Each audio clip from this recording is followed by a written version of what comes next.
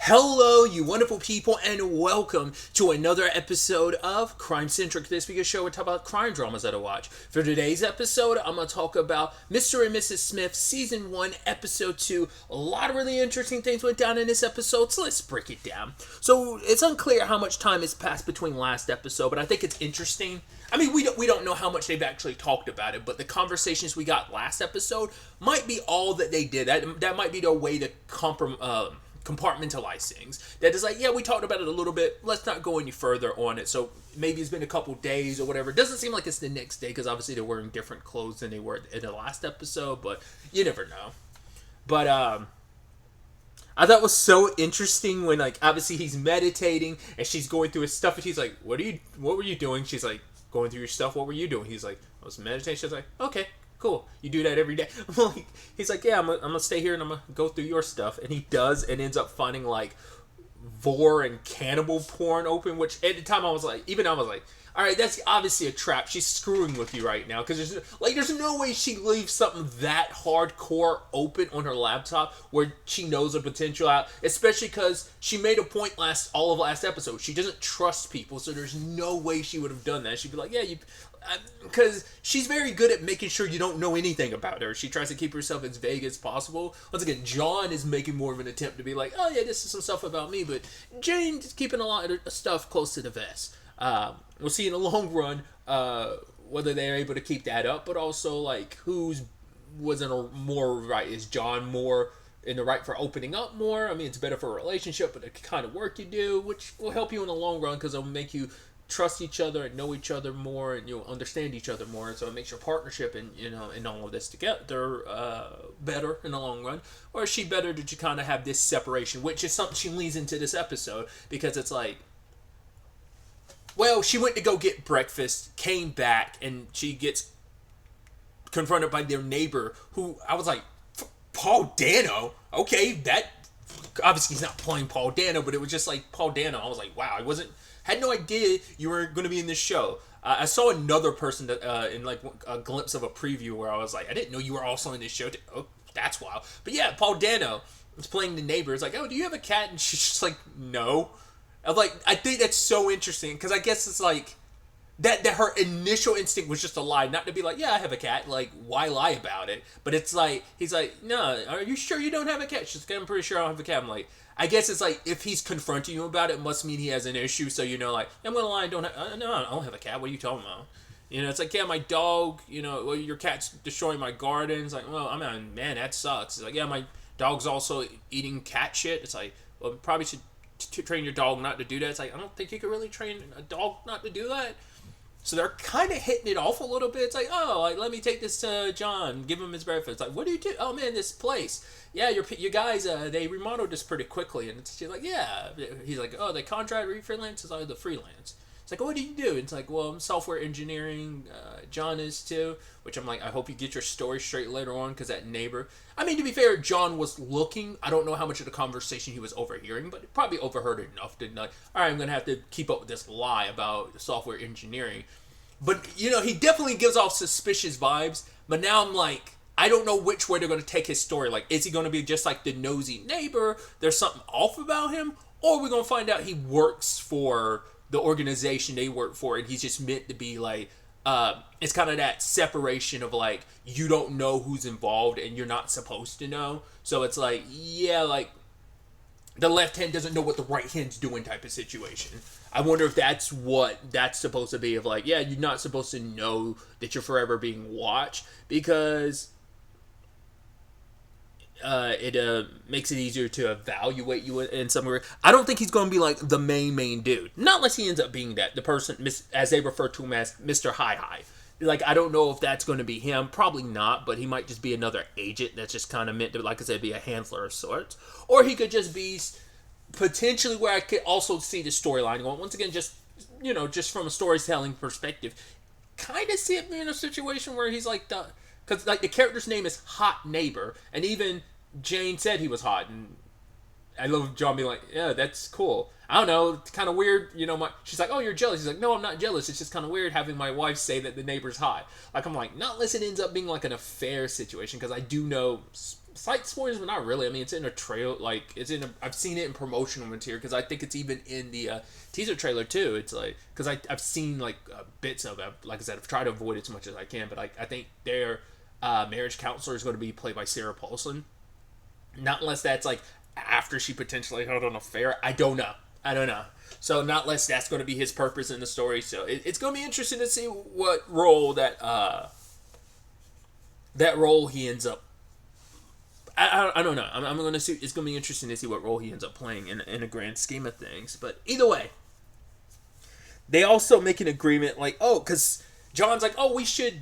Do you think they want us to kind of get together? And she's like, you mean have sex? He's like, well, I mean, partially, but I think he was like, I think they want us to probably like legitimately kind of get together because it makes it easier to sell this. So, but she's like, no, we'll just keep everything separate. No sex. We'll make a pact. He's like, you want to make a pact? And she's suggested the pact. He's like, oh, I love pacts. So it's like, right, let's not have sex. And he's like, okay, cool.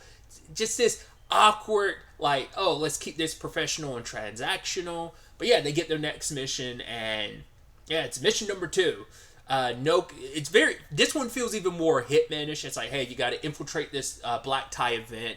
No casualties, no witnesses. So yeah, basically inject him with a true serum, 1 dose, and all that. And John even made a point. Yeah, they put that in all caps. So I think Mr. Hi really, really, really means this. So they go to the event. He plays caterer. I wonder what made him decide to take that approach. He just got to the place. He did say, like, I think maybe it's just, like, maybe his upbringing, whatever, made him kind of feel like, yeah, this ain't the type of event I would be at. Like, I draw too much attention. He's like, dude, I'm going to be one of, like, 6 black people, and those 6 black people know each other. So, like, there's no way I'm going to be able to blend in without drawing too much attention. So, like, you know. I don't know if it's just a situation of he just felt uncomfortable, like he felt like he'd be too out of place here, or maybe he's been in situations like this. Because later on, Jane did comment on like, oh, this catering gig. It's like, oh, if the spy stuff doesn't work out, you'd be great at that. But it makes you wonder, like, he probably has had a catering gig and like, you know, before. Like maybe that's also playing into why he was just like, I'm not going to fit in because I've been to hoity-toity places like this. So he got in pretending to be a staff member. And then, like, Jane had this moment when she was in the bathroom, like, she was getting ready, and the person, like, that was also in the bathroom left, and then she, like, made a silly face, and I'm like, what were you doing that? Were you, like, mocking the woman? Like, oh, how she looked or whatever, and or is that your way of kind of being like, all right, get your shit together, let's do this.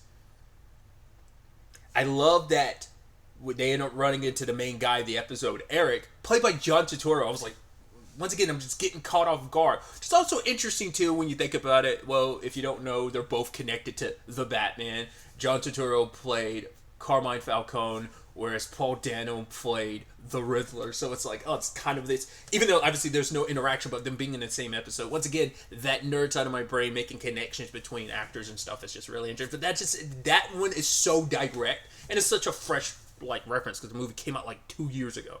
A little less than 2 years, but you get what I'm saying? So, I don't know, I think that's so interesting. Regardless, I also love that John kind of gave people nicknames. It's like, oh, here's Sweaty Tits, here's American Psycho, Angela Lansbury, I guess whoever it was he was coming across gave off very Murder, She Wrote vibes or something. I can only assume that's what he was referencing, kind of, in that. I don't know, because I feel like when you reference Angela Lansbury, that's probably most likely what you're kind of in reference to Murder, She Wrote, because I think it's kind of the thing she's, like, best known for, especially from a pop cultural standpoint. But I thought it was so interesting, and Jane was like, don't ever give me a nickname. But, like, him nicknaming people, like, I wonder, was it just for this particular case, or is he one of those people that likes to nickname people? I was reading something recently, I don't remember what it was, that someone, oh, yeah, I was trying to remember. I was like, what was I was reading? I was like, oh yeah, Snot Girl, the comic. The main character, quote unquote, Snot Girl, like, she names people because it's easier to keep their names straight in her head. I think that was just John having a little fun. I don't think he needs. I was about not like that's his like his. I was about to say mnemonic. Like, it might be a device in his head where he can keep, but like I said, I don't know. He's like, well, to make sense, you don't really know these people, you don't know names, so it's easier just to give them nicknames to describe them. But Yeah, and it's like I was about to call her by her own name, Maya. Jane is supposed to flirt with him, and it's like, wait, what? And it's just like she's not good at, like, because you're a spy, you're supposed to like do the sexy thing, and she's kind of failing at it. I love the whole like mint, mint. Would you like a mint? She had to repeat herself. I love, like I said, I love how like weird and like the pauses and how like not good at this they are. I love that. I love that. It's like, cause once we got introduced to Mr. and Mrs. Smith, because they were like the top two in their respects in the movie, and so I mean the top ones at their respective organizations, regardless. But you get what I'm saying? Like they were both like really really good at it, and these two are not. They're stumbling their way into it. So but he had no interest in her, which I was like, the moment he was like, you know, fixing up the wait other caterers, I was like, oh, the waiters, I was like, okay, that's your that's where your tastes lie. And I was like, oh, so it's going to be up to John, and so Jane's the one that suggests like, hey, so why don't we get one of these catering boys, pay them to do something for us, and I'm surprised she went along with it later on when he's telling her to do partake in it. Jesus. I felt like, oh, I thought this was about him doing something. I was like, this is weird, having him get on his knees, but then having her, I'm like, are you about to have them like have sex in front of you? I was like, well, it probably goes in line with the whole like awkward thing of, well, they made a promise beforehand not to have sex and they're about to. But yeah, he has them playing dogs. I'm like, the moment that happened, I was like, what the fuck am I watching? I was like, what the fuck is this scene, dude? And he's like, yeah, get to know each other, kind of sniff each other, tongues out. Because they started laughing. He was like, take this serious. Now resume. I was like, I mean, I guess it's supposed to play into the cliche of like, oh yeah, rich people are doing some real kinky shit, which is also funny considering like John's under the belief she's into some kinky shit. So, but it's like, yeah, it was like, oh yeah, kiss each other, and he's going over there partaking in it, sniffing John a little bit. It's like, oh, he's getting into the role play too. And they look at each other, and then they both inject him. I'm like, motherfuckers. I was like, come on, why are you both so bad at this? It's like, no, you nodded. It's like, no, I nodded saying that I was going to be the one. It's like, no, you did. And now he's like losing his mind, and he's starting to spill the truth because he's like, oh, I'm hard. Actually, no. He's like, I think I'm a little horny. I think I'm hard. No, I'm not hard. I do think I'd piss myself a little bit. So then he starts going out there. He gets on stage after they're getting the Warhol, and he's like fucking blabbing his mouth about everyone's stuff. It's like, oh yeah, you go to that island, not for like tax evasion stuff, for sex stuff. Oh, so-and-so, like your husband, he does not appreciate you. Like he's all stooping all those interns, and it just makes me more intrigued in you. So they try to get him out of there. I just love that Jane is like high speeding it with the vehicle, and then like John holding on for dear life, and like, but the calm demeanor on his face, even though you can tell he's like, he doesn't want to say anything because hey, it's an emergency, but we can't take him to a hospital, and it's like, what do we do in this situation? Because we can't let him die. So, and it's just like, yeah, she's speeding past a bus and knocks off one of the car mirrors. I guess it's like maybe there are no. I mean, I guess you could always get rid of the license plate. I guess you hide the vehicle for now and then toss it. Like, how do you handle the aftermath of that situation? So they're taking him back, trying to give him an EpiPen, and he's talking, and he's talking a little, and he had talked about it a little bit before, which kind of, it makes it actually sadder that he's like, oh yeah, like I have all these billions that I've like kept and hidden away, and I don't feel bad. And he's like, yeah, I have no friends.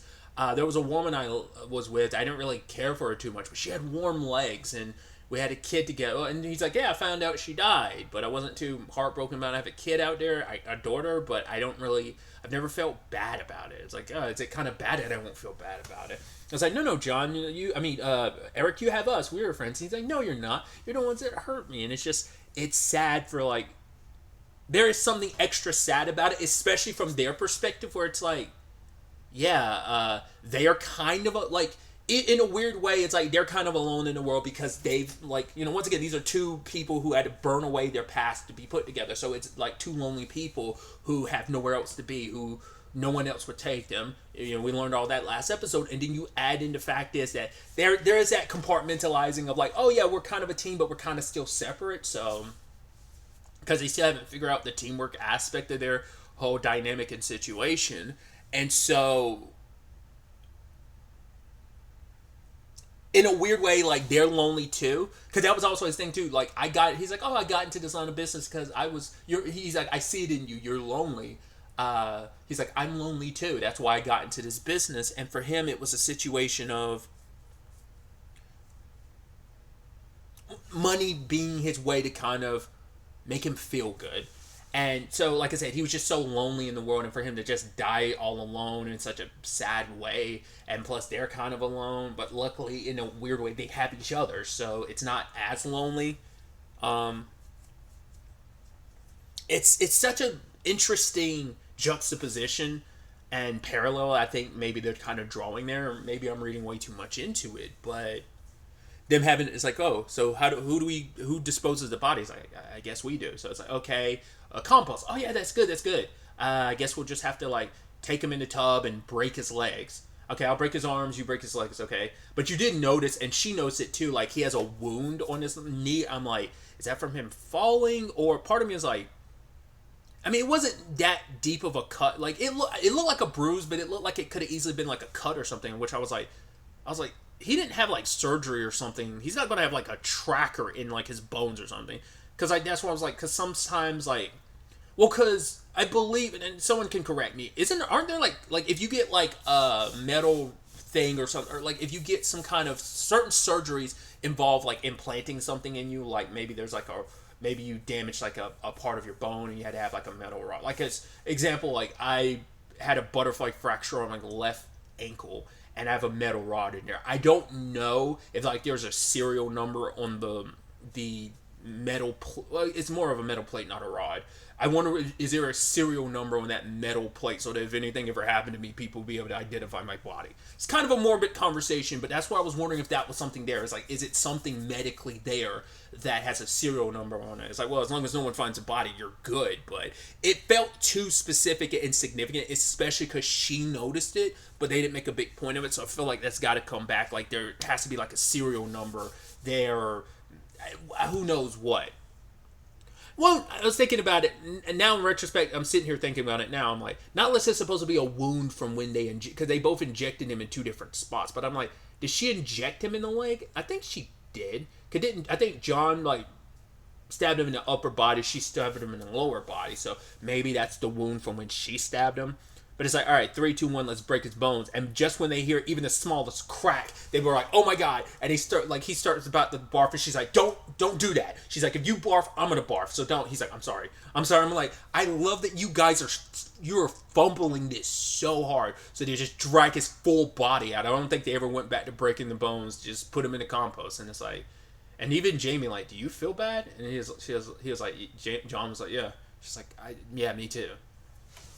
She had there was this interesting thing later on too, where she's putting these kind of turquoise, I don't know, they almost look like marbles, but they're not. They're turquoise balls or something. She puts in the jar. I'm like, I guess that's supposed to be every mission they complete. At first I was like, can't be for every person you kill, because the first mission you killed, there was 9 people in that house. So I was like, I guess it's supposed to count it's her keeping tally of every mission they've been on.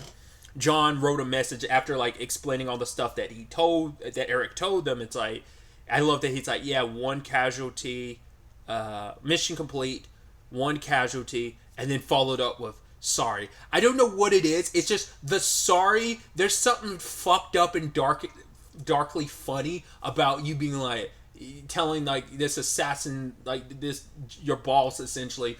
Like, oh yeah, like I crunched the numbers wrong. You make it sound like you made such a small mistake. It's like, yeah, there was someone that died and you told us no casualties. Sorry. It's meant to be funny in a very fucked up, dark way. But when it's all said and done, he's watching cartoons, so is she, and it's like, is this rip-off Tom and Jerry? It's like, yeah, I couldn't watch the violent cartoons. Which I'm like, I mean, we saw a little bit of the cartoon. It seemed kind of violent-ish. But I'm like, maybe he was in reference to some other cartoon. But he was like, no, like, it helps relax me. And so she's like, yeah, I don't like violent cartoons either. He was like, really? I'm surprised. And she's like, why? At first I was like, oh, that's going to get complicated. But then it's like, oh, you're fucking with me. He said, yeah, that whole thing, it was a trap. She's like, yeah. He was like, no. You didn't catch me. You just set a trap. That's not fair. Yeah, but then she's like, she references an old cartoon which I thought was so interesting. Where she was like, yeah, they had to redub it because it was like super racist. It's like, yeah, I know there's a lot of companies that have animations and stuff like that. I think we can be frank about it. Like some of the Looney Tunes stuff, I'm sure Warner Brothers wants to kind of go, yeah, let's not promote some of the racist shit. You know, I mean, don't get it twisted. Disney's got that issue in folds too. You know, I've come across some of those classic things that are riddled with racism. But it's like, oh yeah, and I love that. John Forster. He's like, oh no, what did it sound like? She's like, it was racist, and she did like kind of like the stereotype caricature of what she was supposed to do. And I just love him like, oh wow, I can't believe you just did that. And she felt so bad. I was like, he's fucking with you, and they both laughed. She's like, you were oh god, because he was talking about how fucked up she is for like setting up the vor cannibal porn. And now he kind of got her back a little bit. Like I said, it's like moments like this I think are really cute and nice, and it's just like, yeah, it's kind of it was just a shitty day, and she's like, yeah, which I thought was kind of nice, bringing that full circle. They were having that conversation because he wanted to get married. It's like to have someone you love and are compassionate with, and you can come home to after a shitty day and just talk to, and they kind of had that moment. I thought was kind of neat.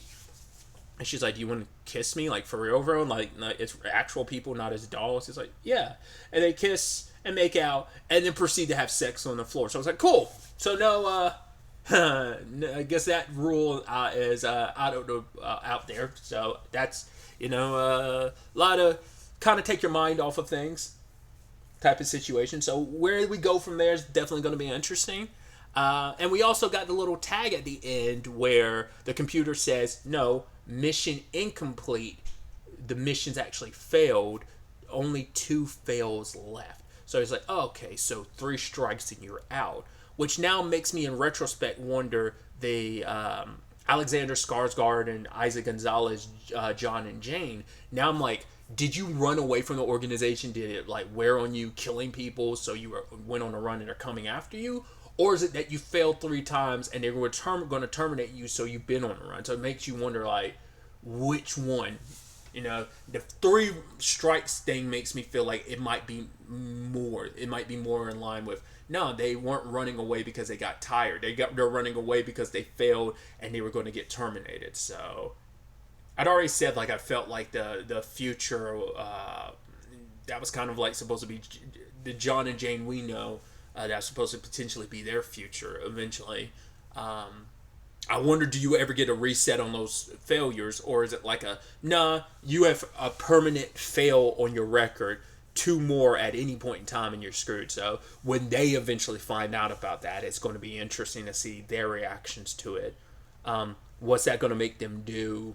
How will they respond, especially like after hooking up and things were already awkward between them, and now even more awkward. It's definitely going to be interesting to see where the next episode takes us going forward with all of this. But really, that's all I want to talk about. Till the next time we meet, be happy, be safe, live life to the fullest, and enjoy it. Good day and goodbye.